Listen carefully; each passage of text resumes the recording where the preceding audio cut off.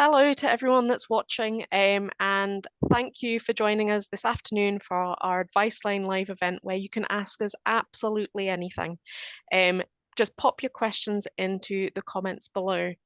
My name's Sophia, and I am the Community Advice Services Manager here at Scottish Autism, and I have the absolute pleasure of being joined by both Becky and Caitlin, who are community advisors that support our national advice line here at Scottish Autism. So, Caitlin, Becky, thank you first and foremost for joining me this afternoon. For today, like I say, pop your questions into the comments below, but we do have a few pre-submitted questions today to start off the event. These questions are actually quite varied, some from autistic individuals around employment, and some from parents and carers about how they support their child when experiencing distress. So we'll start to, start to answer some of those questions, Caitlin and Becky, if you're happy for us to do that. Yeah, perfect. So I guess one of the first questions that we received is from an adult. And basically what they're asking is, how do I cope with receiving a late diagnosis as an adult and feeling alone? And they also then go on to ask about, how do I access support at work, especially following this diagnosis? So Caitlin, I'm wondering, what would we suggest in that situation? It's something we receive quite frequently. Yeah, it definitely is, and it's become more and more common as we're aware for older people to get that late diagnosis. And I think what I myself am autistic, and what I found most helpful when I received my diagnosis later in life was that peer support element and speaking to other people with similar experiences, neurodiversities. And so we at Scottish Autism have an autism peer support group online that's national.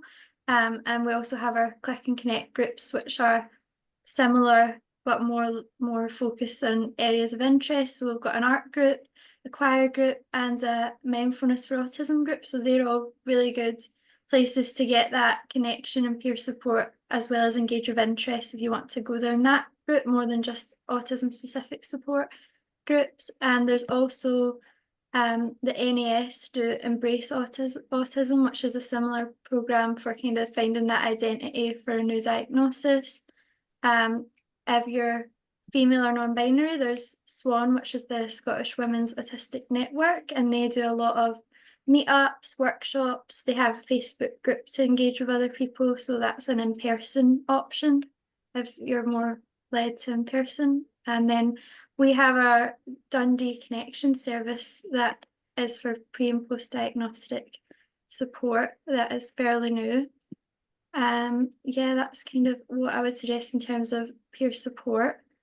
And then in terms of work adjustments and things like that, it would be your own discretion whether you want to disclose your autism in the workplace, and that's something that is really personal and depends on you as a person. But if you're going to disclose that in a workplace, it can then lead to you accessing reasonable adjustments. And I know that can be a big word that you don't know actually what am I allowed to ask for, what do I need, and exploring your own needs can be a challenge within itself. So there is ACAS that have a lot of information on reasonable adjustments that you can access, as well as kind of just exploring that within peer groups, asking other people what they struggle with and see if there's any commonality and what they were able to put in place for that. I think is really important as well, just exploring yourself and understanding what would help you in the first instance before asking for things that might not necessarily work for you. It's not just one size fit all when it comes to reasonable adjustments. They are very personal, and it is a journey for you to explore that yourself as well as your own identity being autistic. And obviously you spoke about there about reasonable adjustments and actually Mm-hmm. how they're very kind of personal and specific to individuals in terms of what that can look like. And some really good suggestions there about obviously kind of gaining support from other peers in relation to kind of exploring what might be supportive.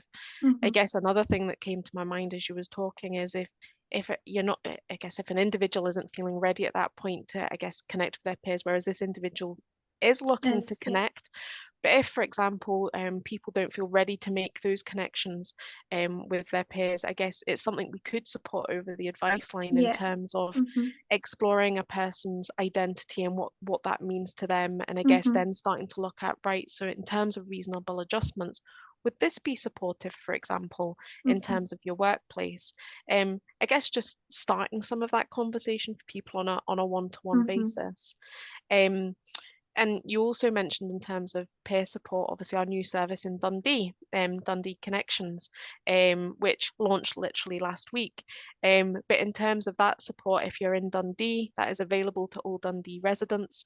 And that is, like you say, that kind of pre-diagnostic support, post-diagnostic support, but also for those that self-identify. So again, if you feel that actually, getting some support through Dundee Connections would be helpful, I'm sure marketing are putting all those different links in just now of the things that you suggested, Caitlin. But yeah, some of the groups that we deliver and some of the groups that other organisations deliver might well be a supportive space for this individual. And Autism Initiatives also sprung to mind when you were talking in Mhm. terms of their post-diagnostic support as well, which they deliver across the whole country at this moment in time virtually. So again, might be worth looking into Autism Initiatives support. Thanks, Caitlin. And I guess we got another question around employment, and again, it's slightly different this time. But the person who made contact says, I'm currently working part-time and struggle to transition from being at work to being able to do anything after work. Do we have any advice on being able to transition between the two environments? And I guess, Caitlin, I wonder whether you want to pick this up to begin with in terms of your thoughts around that one. Mhm. Yeah, I think it's really important to look after your well-being in terms of this space. And I think there's also that pressure to always have something after work. People at work ask what you up to after work, things like that. And it's not necessarily that you always have to be up to something. I think it's really important to schedule in that recovery time from the impact that working and getting out does have on you. And I think if you are having that impact on your well-being or your energy levels from working, it might be worth looking at reasonable adjustments to better that work-life balance for yourself, because it might be actually, are there things within work that are too much for you that could be adjusted that would then impact your life outside of work and allow you to have more energy to then do that social side or do that engagement with hobbies that you seem to be kind of lacking right now because of starting that working life and adjusting to that. And it is that also that transition from your working self into your relaxed at home self or your social out with the home self. You have to kind of build in that time to transition from one to the other, and it might be for you that might take a little while to get to that point. And is it that actually after work isn't a good time for you to do that, especially working part-time? Is it more about building in that time on days that you're not working and kind of finding that balance that's right for you? But it is really important to make sure the impact that work is having on you isn't affecting your well-being within and outside of work. And it seems like sometimes that energy kind of cost of things isn't quite adding up throughout your whole life, and that balance of work and life is there. So I think it's just addressing those things and seeing where adjustments can be made across the board in your home life and in work. Mm-hmm. I don't know if Becky has anything to add as well. Echo everything you're saying. I think sometimes it can be difficult to pinpoint what it is.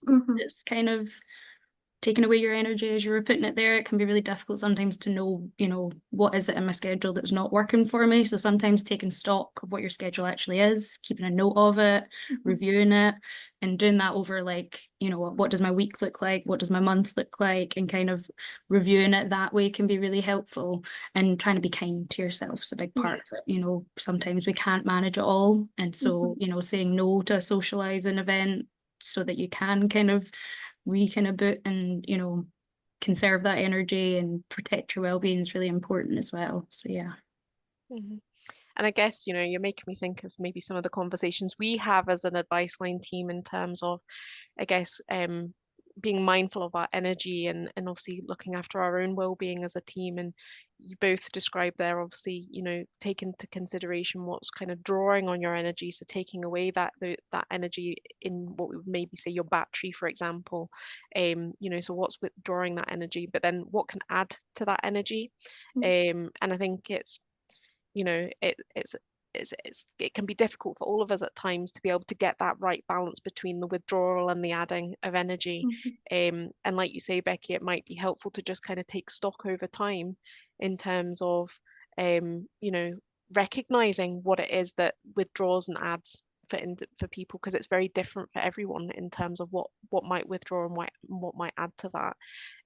So I think, yeah, for this individual, like you say, it might be worth just taking that time and taking stock. And Caitlin, quite rightly, what you said is it that there's maybe some adjustments that are required at work to then help with that, I guess, transition of being out of work, and, you know, I guess building up to do things outside of work. It's not going to be an instant kind of change. I think it's going to be a build up over time in terms of adding things in after work. But you know, it might be that after work you need an hour to just, I guess, decompress and take stock of the day.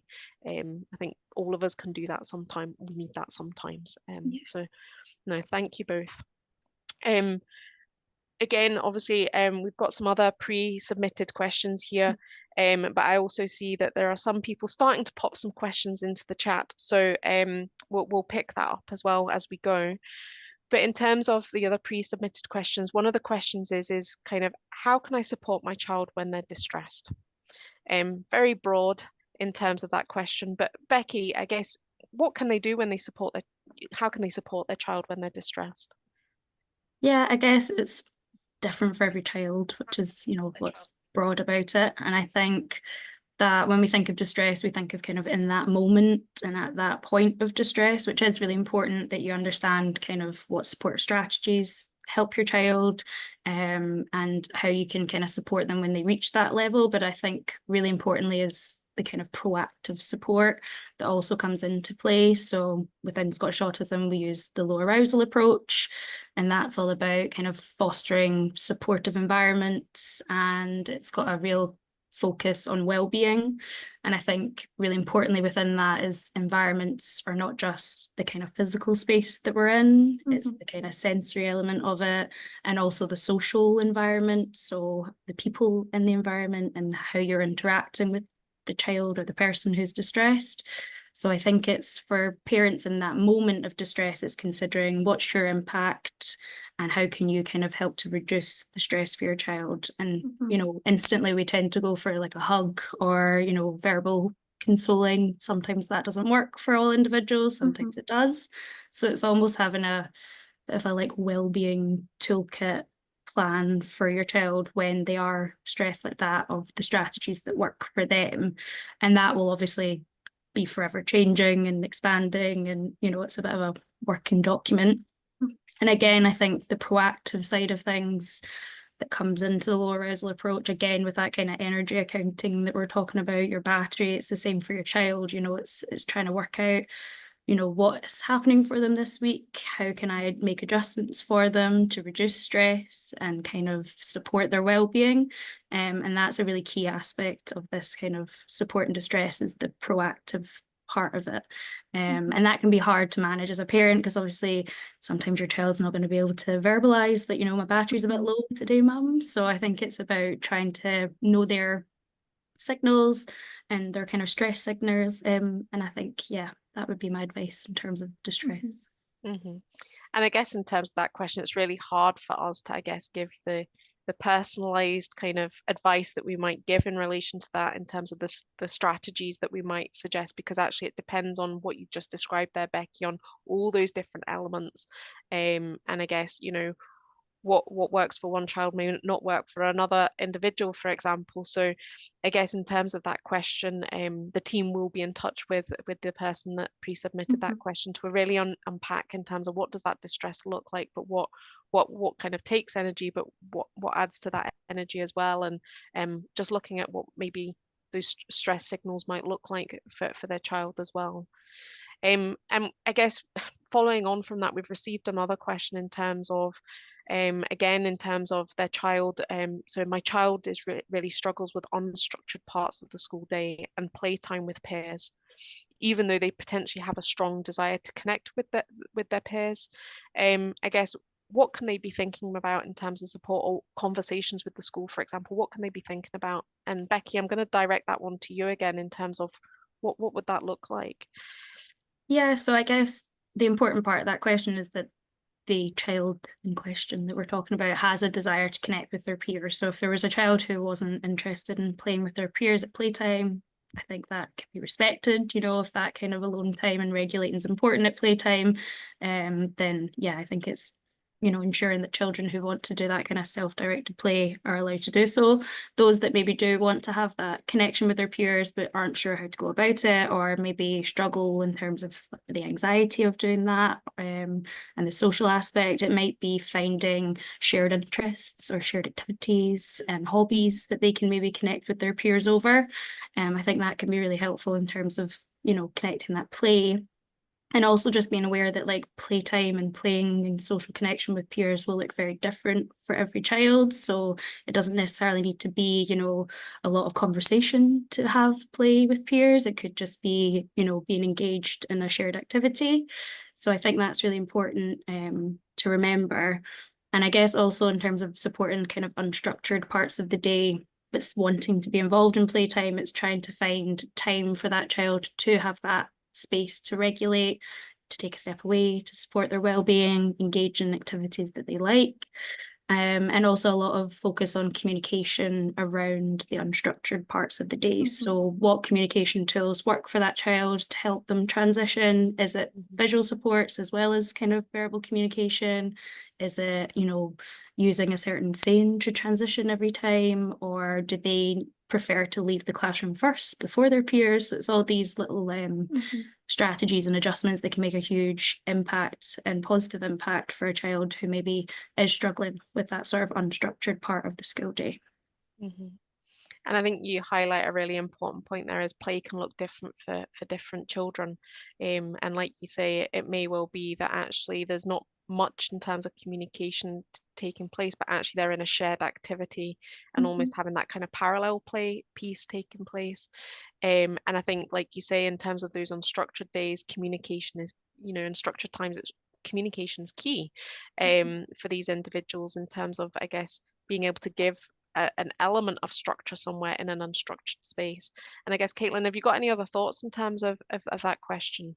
Yeah, I think there's also other aspects to kind of take into account in terms of, is the environmental and sensory aspect of playtime working for the children, is that where the struggle's coming from? If you think everything's going well in terms of communication, desire to play, and there's still something going wrong, is it outside that the child isn't kind of liking? Is it the environment is noisy at playtime? That's just part and parcel of playtime. Children are excited, they're running around, things like that.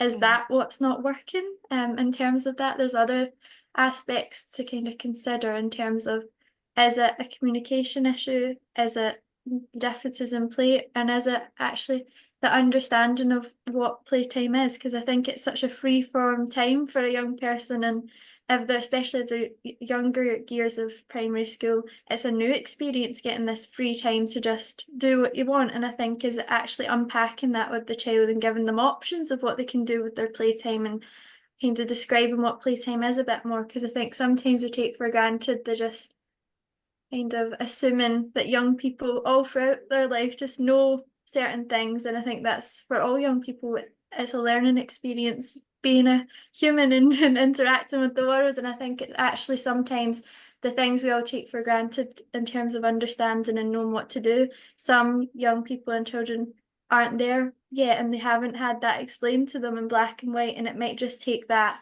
giving some options of what they could do with their playtime, explaining what the difference between playtime and lunchtime is, because there's differences there but also similarities, and that could cause a bit of confusion and unrest and unsettledness with a young person. And I think it's just all these little things that you might not see in terms of the whole picture, but when you look deeper, there is a lot of complexity for younger people in playtime and lunchtime and the school environment, and it's so changeable going from a classroom where you have to kind of be on your best behaviour, listen and sit still for a long period of time, to actually now you can go run wild for half an hour. That's quite a transition for anyone, and especially young people who struggle with that transition. And is it actually they need the transition period of 15 minutes and then they go into the playtime for the latter half of it? Is that how we can kind of affect it going forward in a positive way for that young person? And it's not always the social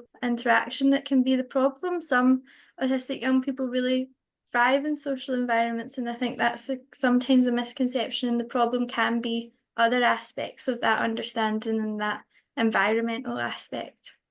And I think a key element of all of this as well is having those conversations with the school, and that can be daunting, having those conversations with the school in terms of how can my child be supported in playtime and these unstructured times, you know, because I guess for parents it's also really important to kind of see their children have those connections with their peers.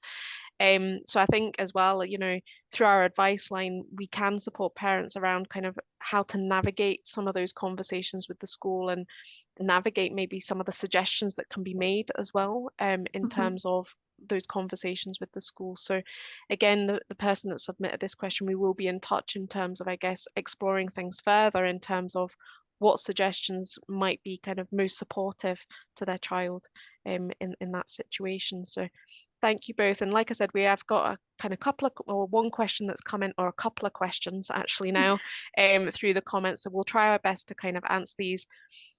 They're kind of related in terms of school, actually. And I guess the first question is there training available to teachers? The specific question being, is there standardized training for teachers? And I guess, Becky, you know, it's a question that we get asked quite a lot in terms of training in terms of for teachers, and we obviously have our own training consultancy here at Scottish Autism where teachers have accessed that training and consultancy in the past. But have you got any additional thoughts around obviously that question? Yeah, so I guess one of the most recent changes has been that there is now a specific autism specific training that's involved for teachers who are coming through their qualification now. So that should be accessed across the board by all new teachers that are going to be newly qualified within the last, I think it was launched 2022. Don't quote me. I think that's roughly in the last couple of years. And Scottish Autism were involved in contributing to the content of that training. So now all teachers will have that kind of specific module of training. And as far as I'm aware, all teachers can have that kind of continuous development for their careers. I guess it is difficult to say because everything's so varied across different education boards and within schools. But I would say there is a much better general level of understanding. And like Sophia said, our advice line and our training consultancy is there to access for professionals too. So we're more than happy to speak to teachers and give our advice and work through certain situations or talk more generally about kind of furthering their understanding and knowledge. So yes, things are changing, but I guess it's qualified teachers will not quite have the same level of training, I guess, as the new resource that's out there now. And I think, like, obviously, generally speaking, it's going to take time probably to kind of support that element.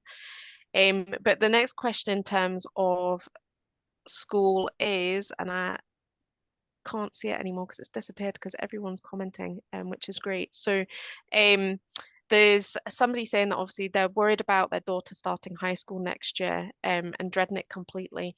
I guess, you know, we get a lot of inquiries in terms of people kind of making that transition from primary to secondary. And I guess what are the key things that we would tend to kind of, I guess, advise in the preparation of that transition? And Caitlin, I'm looking to you in terms of what that might look like.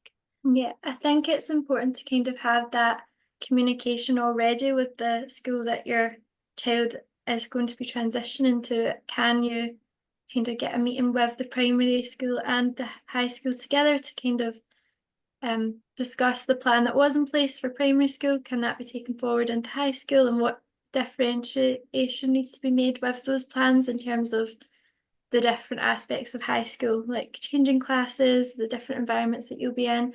And I think it's always important to ask for that enhanced transition in terms of that move to high school, because that can be so helpful for the extra support in terms of yourself as a parent, but also for your young person to get to know the school, get to know the people that will be supporting her within the school. Hopefully that can get set up for you. If that isn't in place, that's definitely something to ask your primary school for before, and plenty of time so that that can kind of be put in place. And I think it's just having open conversations with your young person about how they're feeling about it and what their anxieties are, to better understand what needs supported leading up to it. Is there things that you can do in terms of building up confidence? Can you take regular trips to the school just to kind of do the school run that she'll have to go on or he'll have to go on?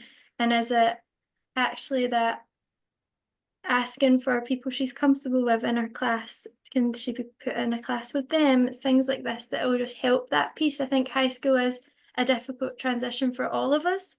I think it's a time in life where there's lots of change, and you're, in terms of puberty, that's an aspect of it. And I think a lot of parents do come to us with that struggle of unpacking what is autism and what is puberty and how do they interlink with each other. And there's that aspect that will come with that change in that time as well.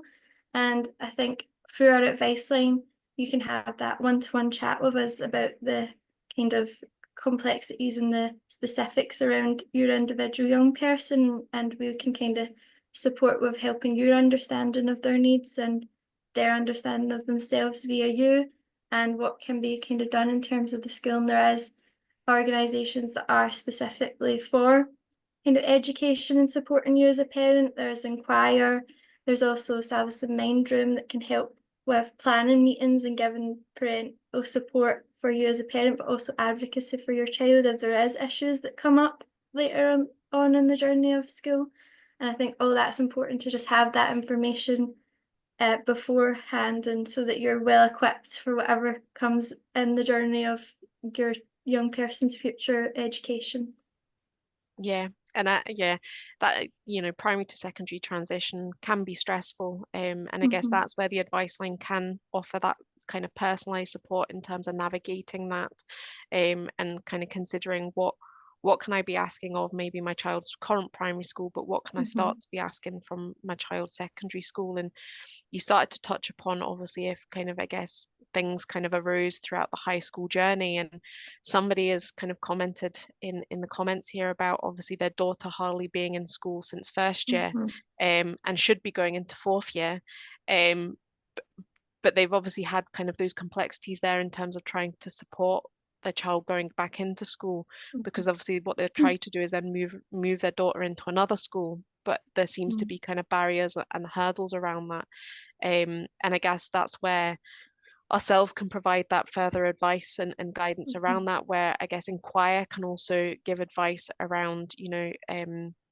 how to kind of make additional placing requests to move your child from one school to another, and I guess Salvesen, where they can come in and help with maybe some of those meetings, for example, or advocacy support for your child, because I guess parents are I guess that safety network where children do feel that they can share what their worries or concerns are about school, but sometimes it's really good to have an independent person to maybe speak on their behalf, so actually your child's views and opinions are being heard within that, whilst you can then put across your own views and opinions as a parent, so it kind of frees up that capacity for you as a parent too. But I guess on that note, do either of you have any other further thoughts in terms of that complexity around where, I guess, children may not have been in school since first year, and actually there's been a number of years out with of school? Becky. Me. Yeah, I guess it's really difficult, and I think probably the main thing to focus on is there's probably a lot of trauma there with the school experience. So it's really focusing on how do we going forward try and change that experience in a positive way. And I think a huge part sometimes from schools is there will be suggestions of support strategies or adjustments that could be made, but they're not always the right fit for the individual, and sometimes they're also not accessed by the individual. So if it's like a quiet space, but it's not actually quiet, you know, that's not a supportive strategy. So it's trying to almost go right back to the drawing board and kind of think about what works for my child, what are their needs, what are their preferences, what are their strengths, what are their skills, what do they like, and really kind of going back and creating that picture ground up, I think is really important if it has been a number of years of that kind of difficulty, because if you've had negative experiences over and over again, it's completely understandable why you would be struggling to go back into that environment. So I think it just needs to be, thought through carefully with the support of school, with the support of an advocate, with, phoning us. I think trying to get the right people involved would be my advice with that.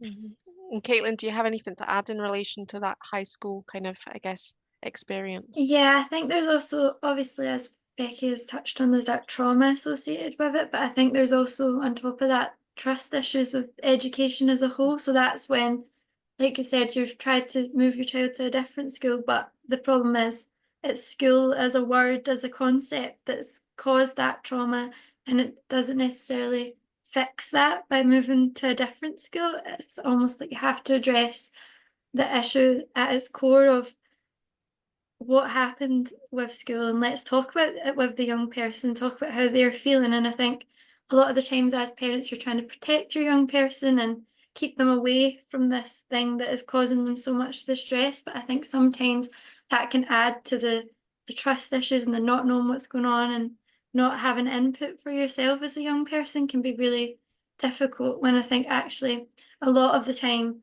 a young person does want to contribute to what they need, and they just need that helping hand to get there and to understand what's going wrong and what they actually want. And that's where an advocate can really help, but also having those open conversations within the home, even discussing how, if you yourself as the parent struggled in school, bring that up. It doesn't have to be this thing that's just happening to them. This is something that can be relatable, and relating to your young person can help them open up more to you. And I think I always encourage that within the home, for everyone to talk about their stresses, the things they struggle with, and making it normal so that the young person doesn't feel so isolated and alone in their feelings. It can be really helpful to just have those open conversations as much as you can. And I know with a teenager that's particularly difficult, but we have kind of strategies and ways of doing that that we can discuss with individuals. If you get in touch with us on that advice line, we can definitely have a discussion around those sorts of things as well.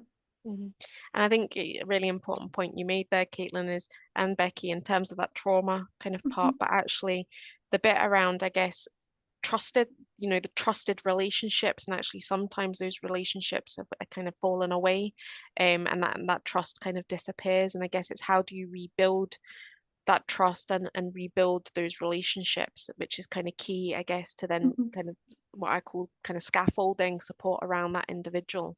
And what I'm going to say just now is, whilst we're talking, there is a lot of conversation happening under in the comments just now, where actually, I guess, it's great to see parents coming together who have maybe had very similar experiences, giving kind of examples of kind of things that they've experienced or navigated, which is lovely to see. I'm aware of the time, and I guess I'm keen to maybe just pick up one more question if I can find it again. It was from an individual. Again, it was around employment support. It's obviously a kind of key one that's coming up today. And I guess the question is there any employment support that goes beyond, and this is going to be a difficult one, beyond interview skills and CV building? And obviously we know of some organizations that obviously do focus on that, but are we aware of anything else that maybe kind of builds upon that? Or do we can obviously share the organizations that do elements of that. But I guess the complexity for this individual is there's no formal diagnosis. So where do they go, for those that self-identify? Really hard one. So Caitlin.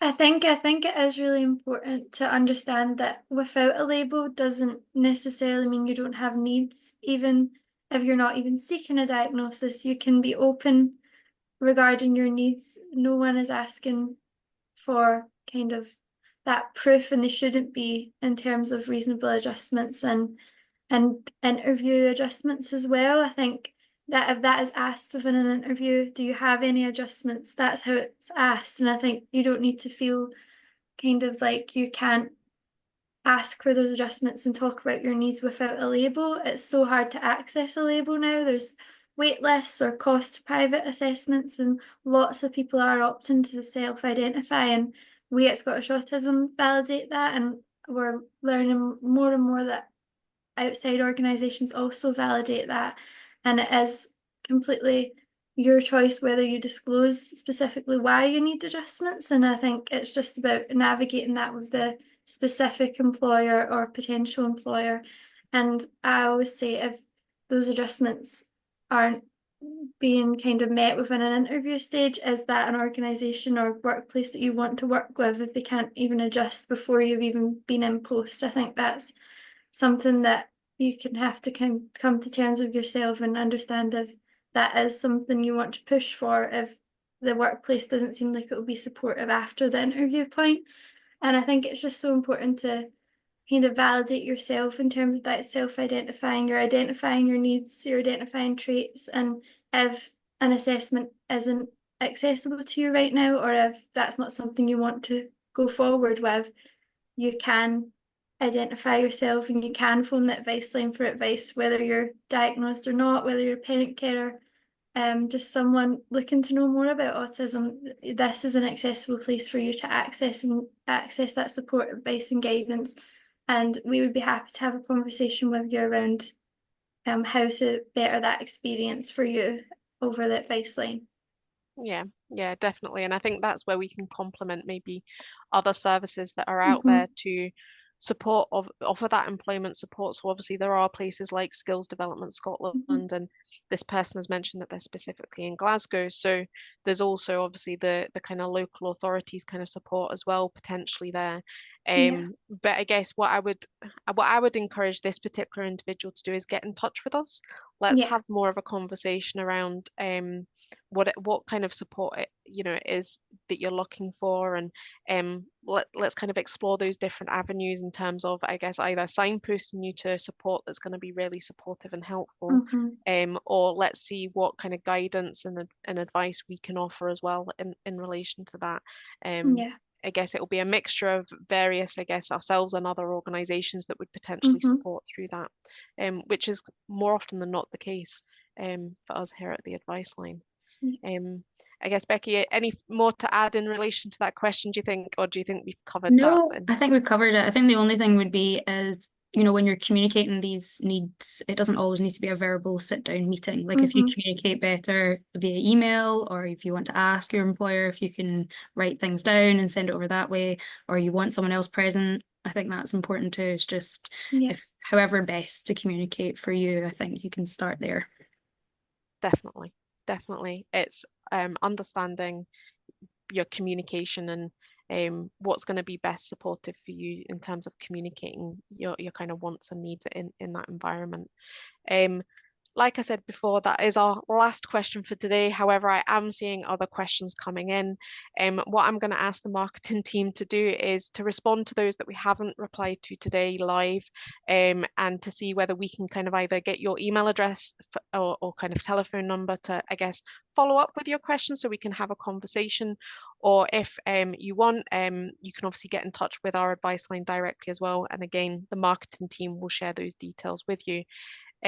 It's been lovely to see the kind of interaction below the event today, and I hope everyone's kind of found the discussion helpful that we've all had live today. Becky, Caitlin, thank you so much for joining this afternoon and giving some fantastic advice and guidance live. We'll be back again in a couple of months' time to do our next Advice Line live event. But for now, if there is anything between now and then, contact the Advice Line, which the details will be put in by marketing shortly. So take care all and have a lovely day.